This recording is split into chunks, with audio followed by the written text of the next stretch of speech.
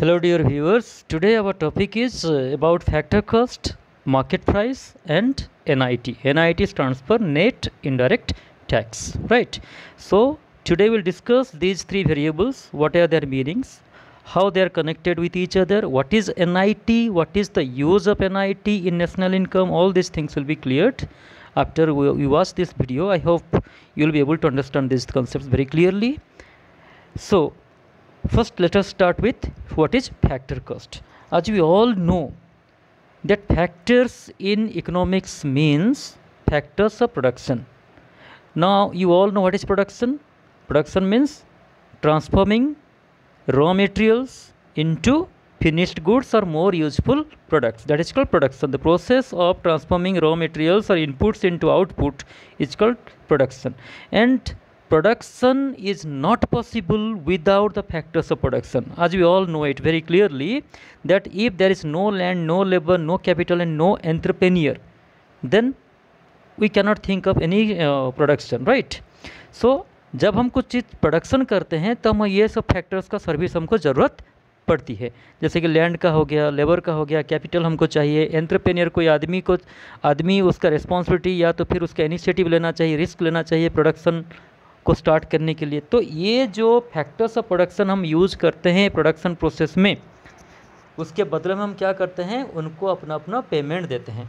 तो जितना भी पेमेंट उसको मिलता है एक फैक्टर को in exchange for its service in the process of production, उसको कहा जाता है फैक्टर पेमेंट। ठीक है कि नहीं? तो और उसी को ही कहा जाता है फैक्टर कॉस्ट। ठीक है, क्योंकि जब हम ये चीज़ों को लैंड, लेबर, कैपिटल, एंटरप्रेन्योर के यूज किए, कुछ प्रोडक्शन किए और उसको हमने प्रोडक्शन के बदले उनको पेमेंट किया, तो जितना भी हमने पेमेंट किया वो हो गया प्रोडक्शन के लिए जितना भी खर्चा हुआ equal to that amount, right? तो इसको कहा जाता है factor cost, right? So what is it? It is the actual expenditure, as you can see over here, it is the actual expenditure made on production of a good. कोई भी एक चीज़ को production करने के लिए जितना एक्चुअली में खर्चा होता है उसको कहा जाता है फैक्टर कॉस्ट। नाउ ये चीज़ जो खर्चा होता है किसके ऊपर खर्चा होता है, ठीक है कि नहीं? Let us see, it is equal to the total payments made to the factors of production used in the process of production. तो टोटल पेमेंट हम जो करते हैं, जैसे कि मैंने बताया आप लोगों को कि लैंड, लेबर, कैपिटल और एंटरप्रेन्योर अपना अपना योगदान देते हैं, अपना अपना कंट्रीब्यूशन देते हैं प्रोडक्शन में, एंड उसके बदले में उनको कुछ रिवार्ड मिलता है, अपना अपना पेमेंट मिलता है। वही पेमेंट को हम बोलते हैं क्या? फैक्टर पेमेंट और factor cost, in other words, right? तो ये जो टोटल पेमेंट हम जितना भी करते हैं सब फैक्टर्स को, उसको कहा जाता है factor of production, sorry, cost of production और फैक्टर कॉस्ट। ठीक है, चलो एक एग्जाम्पल हम लेते हैं यहाँ पे। चलो देख, सपोज हम एक गुड प्रोडक्शन कर रहे हैं, गुड एक्स, ठीक है, एंड ये रहा ये गुड एक्स को प्रोडक्शन करने के लिए जितना भी खर्चा हुआ, इसका एक चार्ट मैंने यहाँ पे आप लोगों के सामने रखा है। I hope it will be useful for you and it will clear your what any kind of queries और एनी काइंड ऑफ कन्फ्यूजन। जैसे कि सपोज एक गुड एक्स को प्रोडक्शन करने के लिए हमने लैंड यूज किया as a factor production, and land को हमने क्या दिया, रेंट दिया, कितना दिया, 10 रुपीज़, राइट? उस तरह से लेबर का पेमेंट हमने किया वेज के हिसाब से, कितना, 15 रुपया। कैपिटल यूज किया हमने, कैपिटल, ठीक है कि नहीं? जैसे मशीन हो गया, टूल्स हो गया, बिल्डिंग हो गया, ये सब कैपिटल में आते हैं। तो इसके बदले में हमने क्या पेमेंट किया, ये सब इंटरेस्ट पेमेंट किया, ठीक है, कितना रुपीज़, 25 रुपीज़। एंड एंटरप्रेन्योर जो कि रिस्क लेके प्रोडक्शन को स्टार्ट करता है, ये सब फैक्टर्स को ऑर्गेनाइज करता है और वो प्रोडक्शन प्रोसेस को इनिशिएट करता है, तो इसका जो प्रॉफिट बनता है वो हो गया 30 रुपीज़। तो इसी तरह से एक गुड एक्स को प्रोडक्शन करने के लिए हमारा टोटल कितना खर्चा हुआ, टोटल हो गया ये 10 + 15 + 25 + 30, कितना हो गया, 80 रुपीज़।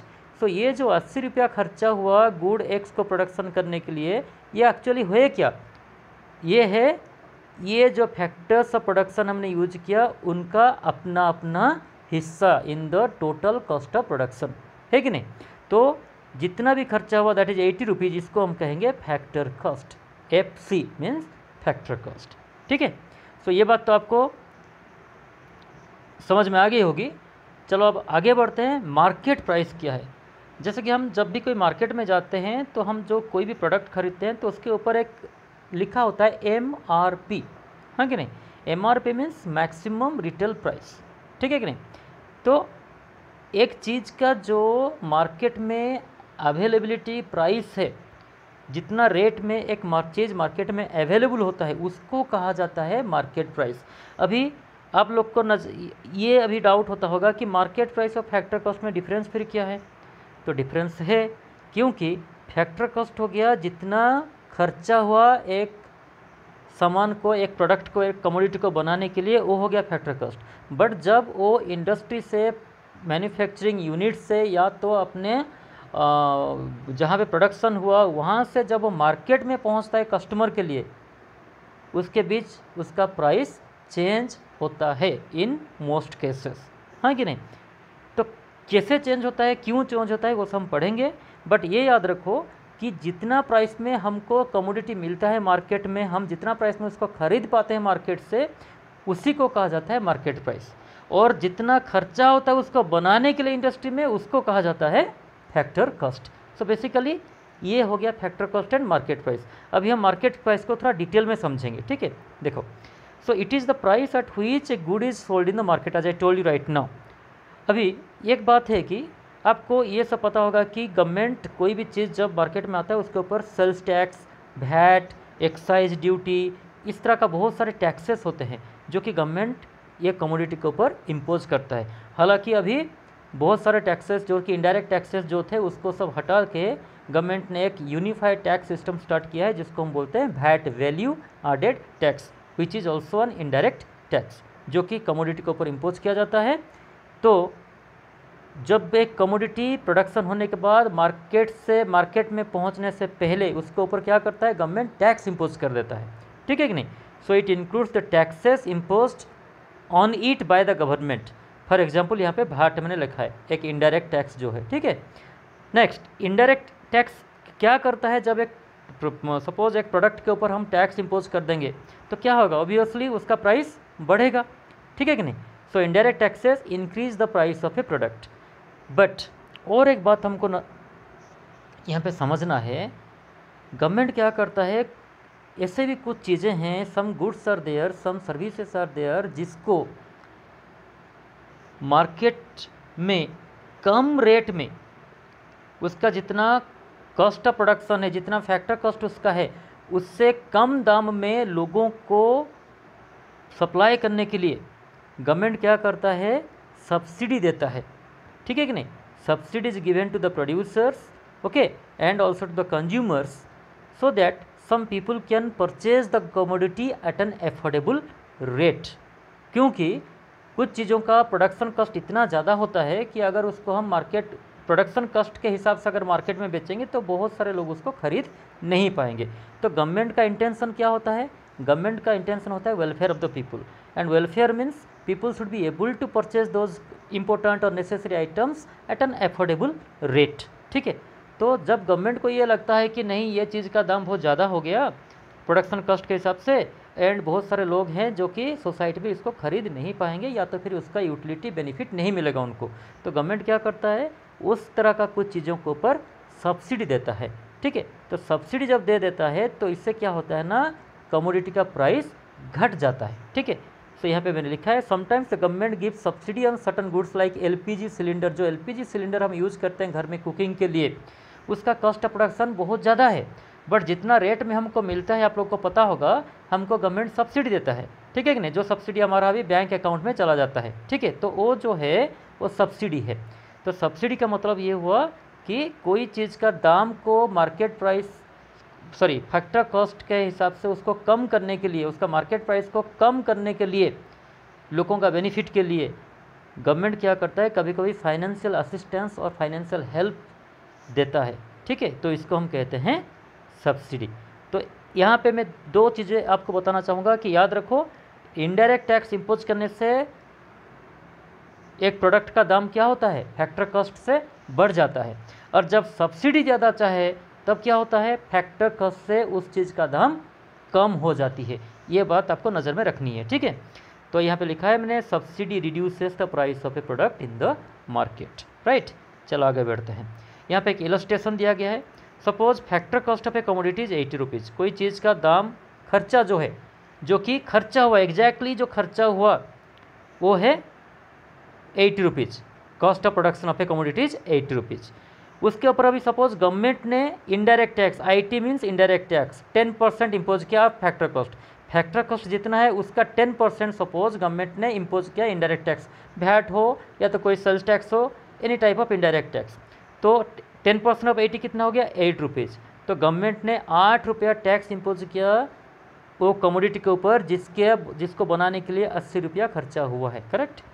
तो now what is the market price of the commodity? तो मार्केट में जब एक आदमी उसको खरीदने जाएगा तो उसको कितना रुपया देना पड़ेगा? 80 + 8 टैक्स जो है, तो टोटल कितना हो गया? 88। तो this is called the market price of the product. तो अभी हमने क्या देखा कि जब टैक्स इम्पोज किया गया, इनडायरेक्ट टैक्स इम्पोज किया गया, तो मार्केट प्राइस जो है 80 से फैक्टर कॉस्ट से चेंज होकर मार्केट प्राइस कितना हो गया? 88 हो गया, 8 रुपया बढ़ गया, ठीक है। चलो अभी देखते हैं अगर सब्सिडी गवर्नमेंट देता है वो चीज़ के ऊपर तो क्या होगा। यहाँ पे लिखा है इफ़ सब्सिडी इज कैलकुलेटेड, अगर सब्सिडी दिया जाता है वो चीज़ के ऊपर, सपोज गवर्नमेंट को लगा कि नहीं 88 बहुत ज़्यादा हो रहा है लोगों के लिए, तो चलो उसका दाम को हमको थोड़ा कम करना पड़ेगा, तो उसको हम थोड़ा सा क्या करेंगे? कम करेंगे, ठीक है कि नहीं। तो क्या होगा यहाँ पे? फैक्टर कॉस्ट हो गया 80, टैक्स हो गया था 8। अभी जब सब्सिडी दिया, सपोज गवर्नमेंट ने 18 रुपीज़ सब्सिडी दिया कमोडिटी के ऊपर, तो क्या होगा? 18 रुपया माइनस हो जाएगा। Factor cost plus indirect tax जो था 88 रुपीज़, उसमें से 18 रुपया भी कम हो जाएगा। क्यों? कि गवर्नमेंट ने ये पैसा अपने पॉकेट से दिया, किसका बेनिफिट के लिए?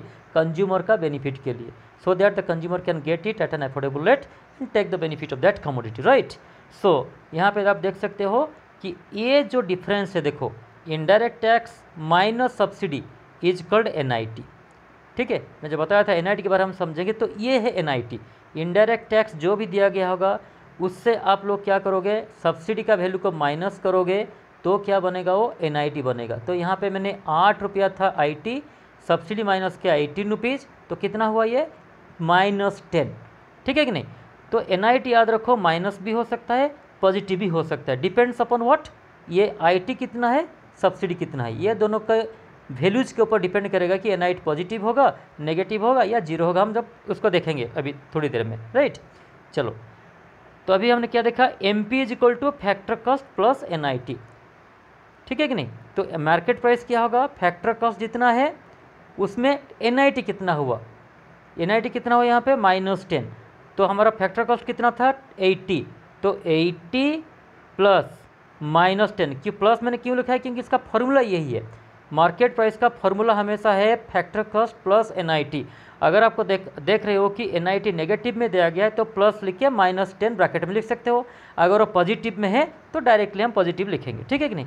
तो in this situation market price कितना होगा अभी?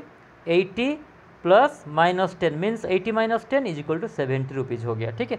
तो यहाँ पे हमने क्या देखा कि फैक्टर कॉस्ट था 80 रुपीज़, बट मार्केट प्राइस इसका है 70 रुपीज़, ठीक है। तो जो भी हमने पढ़ा इससे हमको कंक्लूजन क्या मिला? एक तो फर्स्ट हमने देखा कि NIT क्या है? Indirect tax minus subsidy is called NIT। Second, MP क्या है? मार्केट प्राइस क्या होता है? Factor cost plus NIT। Factor cost के साथ अगर हम NIT को ऐड करेंगे तो हमको मिलेगा क्या? मार्केट प्राइस, ठीक है। थर्ड, फैक्टर कॉस्ट क्या होगा? यहाँ से हम डिराइव कर सकते हैं सेकेंड फार्मूला से हम थर्ड फार्मूला को डिराइव कर सकते हैं। FC factor cost is equal to market price minus NIT, ठीक है कि नहीं।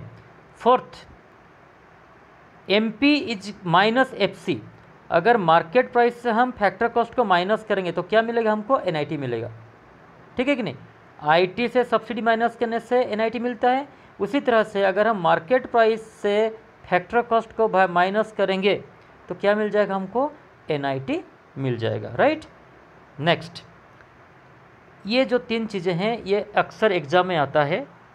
आपको क्वेश्चन घुमा के पूछेगा, ट्विस्ट करके पूछेगा कि NIT market price factor cost के साथ इक्वल हो सकता है क्या कोई प्रोडक्ट का, या तो फैक्टर कॉस्ट मार्केट प्राइस से ज़्यादा हो सकता है क्या, मार्केट प्राइस फैक्टर कॉस्ट ज़्यादा हो सकता है क्या, इस तरह का बहुत सारे उल्टा पुल्टा क्वेश्चन आपको कभी कभी पूछ सकता है टेस्ट करने के लिए, whether you have understood it और नॉट। तो चलो इसको हम थोड़ा सॉल्व करते हैं। तो if NIT that is IT minus subsidy, indirect tax minus subsidy is equal to 0, अगर NIT आपका 0 आ रहा है, इसका मतलब क्या है, इसका मतलब है कि इनडायरेक्ट टैक्स जितना है सब्सिडी भी उतना है। अगर इनडायरेक्ट टैक्स 10 है, सब्सिडी भी 10 है, तो 10 माइनस 10 कितना हो गया, NIT हो गया 0। अगर NIT 0 हो गया तो ऑब्वियसली फैक्टर कॉस्ट जितना होगा मार्केट प्राइस भी सेम होगा, क्यों, राइट और नॉट। तो ये बात याद रखिए कि अगर NIT 0 है तो factor cost and market price दोनों इक्वल रहेगा। Second, if NIT is positive, अगर NIT पॉजिटिव होता है, पॉजिटिव कब होगा, अगर इनडायरेक्ट टैक्स सब्सिडी से ज़्यादा होगा। सपोज गवर्नमेंट ने इनडायरेक्ट टैक्स 10 लिया और सब्सिडी दिया 5 रुपया, तो 10 माइनस 5 कितना हो गया 5, वो जो कि ऐड हो जाएगा फैक्टर कॉस्ट में और मार्केट प्राइस बन जाएगा। तो इसी तरह से if NIT is positive then market price will be more than factor cost. ये चीज़ को आप थोड़ा सा खुद एग्जाम्पल लेके, वेरिएबल्स लेके, कुछ फिगर्स लेके सॉल्व करने से आपका पूरा अंडरस्टैंडिंग क्लियर हो जाएगा। Okay. Third, if NIT is negative, अगर NIT नेगेटिव है, कब नेगेटिव होगा, जब इनडायरेक्ट टैक्स सब्सिडी से कम होगा। जो एग्जाम्पल हमने लिया था अभी, वो एग्जाम्पल में अगर हम देखेंगे तो ये जो एग्जाम्पल हमने लिया था, यहाँ पे क्या हुआ था, देखियो IT क्या था, IT था 8, सब्सिडी था 18, तो indirect tax was less than subsidy. तो ये केस में NIT क्या हो गया, नेगेटिव हो गया, हो कि नहीं। तो ये बात आपको ध्यान में रखनी है, अगर इनडायरेक्ट टैक्स सब्सिडी से कम हो जाता है तो market price will be less than factor cost. Okay, ठीक है। तो इम्पोर्टेंट बात जो नोट करने वाला है वो है, market price of a good can be less than it's cost of production if NIT is negative. क्योंकि हमेशा ये एक कन्फ्यूजन रहता है, डाउट रहता है कि कोई चीज़ का मार्केट प्राइस फैक्टर कॉस्ट से कैसे कम हो सकता है। अगर कोई चीज़ का कॉस्ट ऑफ प्रोडक्शन 10 रुपया है, वो 5 रुपये में कैसे मिल सकता है मार्केट में। ये हो सकता है कब होगा, जब NIT नेगेटिव होगा और जब subsidy is more than indirect tax imposed on the commodity. So students, this is for today. Please take note of it. As I told you, if you want to become an expert or master of this particular variables, then you need rigorous practice.